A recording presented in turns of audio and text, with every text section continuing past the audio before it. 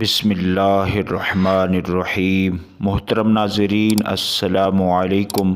حضرت امام شافعی رحمۃ اللہ علیہ کا تعلق قریش کی شاخ بنو ہاشم سے تھا اور عبد مناف پر جا کر سلسلہ نسب رسول کریم صلی اللہ علیہ وآلہ وسلم سے جا ملتا ہے۔ آپ کی والدہ ایک صالحہ، عالمہ اور مجاہدہ خاتون تھی۔ آپ کی پیدائش سے قبل آپ کی والدہ نے خواب میں دیکھا کہ ایک ستارہ ان کے بدن سے نکلا اور مصر پر ٹوٹا اور اس کے روشن ٹکڑے ہر شہر میں جا گرے۔ معبرین نے یعنی آپ کی تعبیر بتانے والوں نے اس کی تعبیر یہ بتائی کہ ایک عظیم عالم ان کے بطن سے پیدا ہوگا جو بلاد اسلام کو علم سے بھر دے گا۔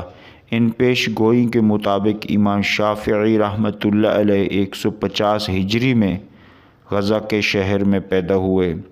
150 ہجری وہی سال ہے جس میں حضرت امام ابو حنیفہ رحمۃ اللہ علیہ کی وفات ہوئی۔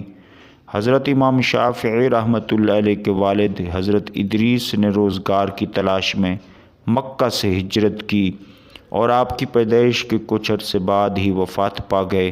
اس کے بعد آپ کی والدہ آپ کو اس علم کے پیش نظر جو امام شافعی کی صحیح تربیت کا آغاز ہو سکے وہ مکہ میں ہی سے ہو سکتی تھی، جہاں ان کا خاندان اور قبیلہ آباد ہے، جہاں علم و فضل ہے، جہاں ان کے بچے کی زبان کو فصاحت و بلاغت مل سکتی تھی، اور اس کے لیے مکہ کی طرف رخت سفر باندھا۔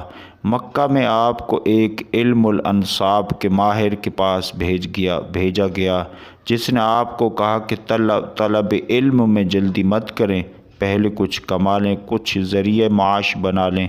تو آپ نے فرمایا میری لذت تو حصول علم میں ہے۔ اس کے بعد آپ ایک مکتب میں اصول علم کے لیے داخل ہوئے، لیکن غربت کی وجہ سے معلم کی پوری اجرت نہ دینے کی وجہ سے اس کی صحیح نظر انتخاب نہ پا سکے۔ معلم تدریس سے جب فارغ ہو جاتا تو امام شافعی رحمۃ اللہ علیہ بچوں کو کتاب پڑھایا کرتے تھے۔ اس یتیم ذوق الفہم قریشی بچے کا حافظہ غضب کا تھا۔ جب معلم بچوں کو املا کروا رہا ہوتا تو املا کے اختتام تک آپ نے وہ آیت یاد کر لی ہوتی تھی۔ جب استاد نے یہ دیکھا تو اس دن سے اس نے کہا میرے لیے اجرت لینا جائز نہیں کہ میں آپ سے کوئی اجرت لوں۔ پھر جو تھوڑی بہت اجرت امام شافعی کی والدہ سے وصول کرتا تھا وہ بھی لینا بند کر دیا۔ یہاں سے آپ نے 7 سال کی عمر میں قرآن کریم حفظ کر لیا اور موطا امام مالک کی کتاب 10 سال کی عمر میں آپ نے یاد کر لی۔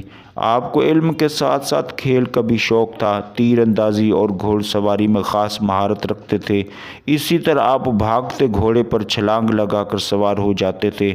آپ کا حقیقی علم تو اللہ کی عطا کردہ تھا جو رسول اللہ کے توسل سے آپ کو عطا ہوا۔ امام شافعی رحمۃ اللہ علیہ فرماتے ہیں میں نے رسول اللہ صلی اللہ علیہ وسلم کو خواب میں دیکھا کہ آپ صلی اللہ علیہ وسلم نے مجھ سے فرمایا اے لڑکے تم کس قبیلے سے ہو؟ میں نے عرض کیا یا رسول اللہ صلی اللہ علیہ وسلم میں آپ کے قبیلے سے ہوں۔ آپ صلی اللہ علیہ وسلم نے فرمایا میرے قریب آؤ۔ میں قریب ہوا تو رسول اللہ صلی اللہ علیہ وسلم نے اپنا لعاب مبارک میری زبان پر اور ہونٹوں پر لگایا اور پھر فرمایا کہ جاؤ اللہ تم پر برکت نازل فرمائے۔ اسی طرح آپ فرماتے ہیں کہ میں نے ایک اور دفعہ بھی خواب میں رسول اللہ صلی اللہ علیہ وسلم کو مسجد حرام میں لوگوں کی امامت کرتے ہوئے دیکھا۔ نماز کے بعد جب آپ لوگوں کو علم سکھانے لگے تو میں نے رسول اللہ صلی اللہ علیہ وسلم سے کہا مجھے بھی علم سکھائیں، تو رسول اللہ صلی اللہ علیہ وسلم نے اپنی آستین سے ایک میزان یعنی ترازو نکال کر مجھے عنایت فرمایا یہ تیرے لیے ہے، اللہ تجھے ہدایت دے گا۔